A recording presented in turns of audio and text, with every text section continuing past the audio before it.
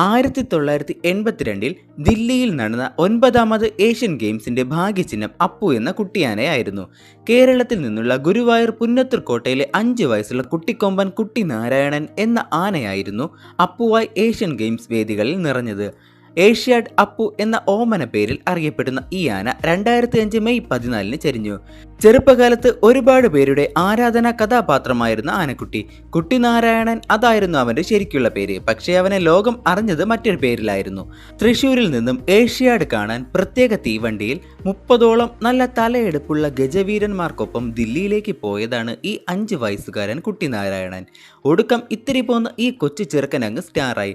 അവനെ അന്നത്തെ പ്രധാനമന്ത്രി ഇന്ദിരാഗാന്ധി അടക്കം എല്ലാവരും തന്നെ വിളിച്ചത് ഏഷ്യാഡ് അപ്പു എന്നാണ്.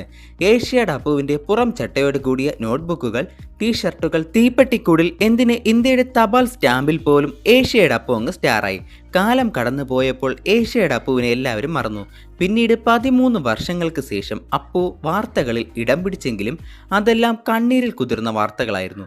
ക്ഷേത്ര ചടങ്ങുകൾ കഴിഞ്ഞു വരവേ അബദ്ധത്തിൽ സെപ്റ്റിക് ടാങ്കിൽ വീണ് പരിക്കേറ്റ അപ്പു പിന്നീട് വർഷങ്ങളോളം നിന്നാണ് ഉറങ്ങിയിരുന്നത്. 2005 മെയ് 14 കുട്ടി നാരായണൻ എന്ന ഏഷ്യാഡ് അപ്പു ചരിഞ്ഞുവെങ്കിലും അപ്പുവിനോടുള്ള ആദരസൂചകമായി ഏഷ്യാഡ് മത്സരത്തിൽ പ്രമുഖ വേദിയായ ന്യൂഡൽഹിയിലെ ജവഹർലാൽ നെഹ്റു സ്റ്റേഡിയത്തിന്റെ കവാടത്തിൽ അപ്പുവിന്റെ പ്രതിമ ഇന്നും തലയെടുപ്പോടെ നിൽപ്പുണ്ട്.